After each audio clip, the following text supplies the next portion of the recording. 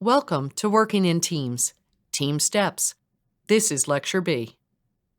The objectives for this unit are to describe what TeamSTEPPS is and how it can be used as an actionable improvement strategy. Identify areas of application for TeamSTEPPS tools and methods to be used in HIT teaming. Integrate the science of team performance and team training. All three objectives will be covered in this lecture. In Lecture B, we will present a collection of tools and methods that you may find useful in your new careers as HIT professionals. As with Lecture A of this unit, we want to remind you that all of these materials can be found at www.teamsteppsportal.org. Any use of the materials must be attributed back to the source. The goal of making these materials freely available is to encourage their use. These tools and techniques have been developed with over 20 years of experience and are based in strong evidence-based practice and science. We will not be providing all of the tools that are available here. Rather, our goal is to describe a few and allow you to fully explore the site on your own. The toolbox that has been assembled by the Department of Defense and AHRQ and open for use on the www.teamsteppsportal.org website is an absolute treasure trove. This slide should look familiar because it is where we left off in Lecture A. Recall that for each of these three phases, there are tools and techniques that can be used to help teams progress to the next level. Remember, these tools were modified from use in military operations to be applied in healthcare, and they can be modified again to be used in health IT teams. In this unit, we will highlight a few of the tools and direct you to them. In the assessment phase, Phase 1, the goal is to determine how ready the organization is to undertake the initiative at hand. Whether the initiative is about shifting from an old curriculum to a new one, or from zone defense to a one-on-one defense, the organization or the team must be ready and prepared for the change. This does not imply that everyone must be or will be 100% on board with the new initiative. Human resistance to change is normal, and it will be evidenced in many different ways and at varying levels of extreme. However, trying to force a change in the face of overwhelming resistance takes a lot of forethought and planning, and it can be fatal if stepped into blindly. TeamSTEPPS has a tool called the Organizational Readiness Tool.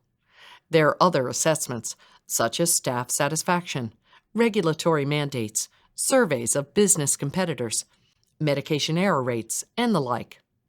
The goal is to learn as much as possible about the current state, which then gives a leg up on planning for the future state. A second question in Phase 1 is determining if the information is available to solidly answer the questions of, quote, why are we doing this? End quote. Anecdotes will not work. The response will most likely be, and really should be, quote, show me the money, end quote, or, quote, prove to me that this is the right thing to do and tell me why. Where is your evidence? End quote. For example, in regards to the plans to implement an EHR, material related to the EHR's adoption incentives, the number of hours wasted in overtime due to paper documentation, the issues of medication errors due to fragmented and unavailable patient data, and so on, must be available and ready to be presented. What kinds of tools and data exist to help figure this all out? Data on patient and staff satisfaction with current processes can be obtained. Assessments of team functioning can be administered, and other aspects, both internal and external to the organization, should be investigated. Focus groups can also be used to elicit perspectives and help forge a shared vision and a shared goal. The assessments mentioned on the prior slide are usually conducted by some sort of preliminary team.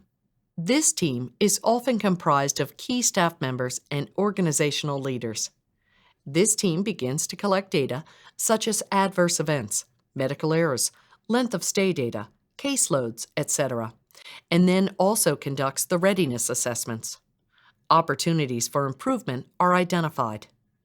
For example, if we think about the rollout of an EHR in a small physician practice, the amount of time that was spent by clerical staff culling through paper records to identify all patients who were prescribed a recalled drug could be presented, or the amount of time the clinician could save by being able to view online consultation reports, or the ability for the home care nurses to access an entire EHR for a patient from the patient's home, and so on. The ultimate goal is to come up with an action plan for how, and sometimes if, to move forward. As the preliminary team begins to create a plan for moving forward, they are also gathering information in order to better inform their action plan. The TeamSTEPPS site provides questions similar to those that we see on the slide as a template, of sorts, for beginning to gather the necessary information. Questions include: why are we doing this? Do we have data to support the need? What are we aiming to fix? What will be archived? How will we know if we are successful? What resources do we have? Is this doable? How can we do this in a timely fashion? The answers to these questions give everyone, both the team and the stakeholders, a better idea of what the next steps are. Tools and resources to consult during this process are: Guide to Developing a TeamSTEPPS Action Plan, Sizing Up the Culture Exercise Sheet, measurement tools such as AHRQ Patient Safety Culture Survey, Hospital Survey on Patient Safety, Patient and Staff Satisfaction Survey, Team Assessment Questionnaire, Team Performance Observation Tool, and site-specific process and outcome measures. Phase 2 in TeamSTEPPS involves the development of the action plan, conducting training, implementing the changes, and then testing or evaluating the impact. At the end of this unit is a slide that contains the links to the AHRQ TeamSTEPPS manual on how to create an action plan. As you review that document, think about how certain aspects of this manual can be adapted for working with HIT teams. From that manual come the following steps for Phase 2. Step 1. Create a change team. Step 2. Define the problem, challenge, or opportunity for improvement. Step 3. Define the aim or aims of your TeamSTEPPS intervention. Step 4. Design a TeamSTEPPS intervention. Step 5. Develop a plan for testing the effectiveness of your TeamSTEPPS intervention. Step 6. Develop an implementation plan. Part A. Develop a plan for medical team training. Part B. Develop an implementation plan for the TeamSTEPPS intervention. Step 7. Develop a plan for sustained continuous improvement. Step 8. Develop a communication plan. Step 9. Putting it all together. Write the TeamSTEPPS action plan. End quote. Each of these steps is detailed in the manual that can be obtained on the website, and it is not our goal to go through each of these steps with you. It is a robust resource, and we strongly recommend that you avail yourself of this material. Of particular note is Step 6, Part A. The website contains a great deal of training materials, including slides that can be used for teaching some aspects of teaming.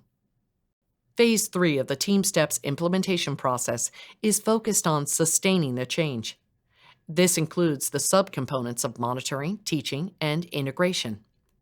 While some change occurs and continues, such as when Sweden decided to stop driving automobiles on the left side of the road and shifted to driving on the right-hand side of the road, most times, change must be accompanied by strategies to not only hold the change, but to continue to change as the evidence and environments change. It really is a cultural shift. Change, particularly in health IT, is a given, but that does not make it easy nor universally welcomed. Therefore, certain actions must take place in Phase 3, such as coaching the team, giving positive reinforcements and rewards, and showcasing them in the workplace, and encouraging integration and spread. In regards to integration, the support of teams, the sharing of common goals and visions, camaraderie, caring, and compassion become part of the fabric of the environment, not an aftermarket add-on. Finally, if the implementation and sustainment is successful, then the culture or the expected way of doing things or the norm spreads, and a sense of continual effort to improve will hopefully settle in. On this slide, you will see several tools and the links to the vetted tools on the AHRQ website. There are many tools out there that are similar to these, and many that measure related but separate concepts. For example, many institutions use specific tools to assess patient and staff satisfaction, adverse events, external market pressures, and the like. The tools listed here on the slide are just a few that are open-sourced and free to use. As we have said consistently through this unit, these tools can be adapted to situations and specific environments. This concludes Lecture B of TeamSTEPPS. In summary, we did a deep dive on the stages of TeamSTEPPS implementation. We discussed the 3 phases of implementation, and we talked about how the TeamSTEPPS tools and approaches could be modified for use in HIT teams. We also included links to tools that are referenced in the TeamSTEPPS material and provided several other tools from the quote, Transforming Care at the Bedside, end quote, work done at the Robert Wood Johnson Foundation regarding teaming in healthcare situations. Overall, the points made in this unit emphasize that teaming is a teachable and learnable skill, and that there are tools, resources, and strategies to help create high-performance teams. We hope that you will make use of the materials provided by the Department of Defense and the Agency for Healthcare Research and Quality. They are rigorous evidence-based tools that can contribute to mindful and meaningful teams in health IT.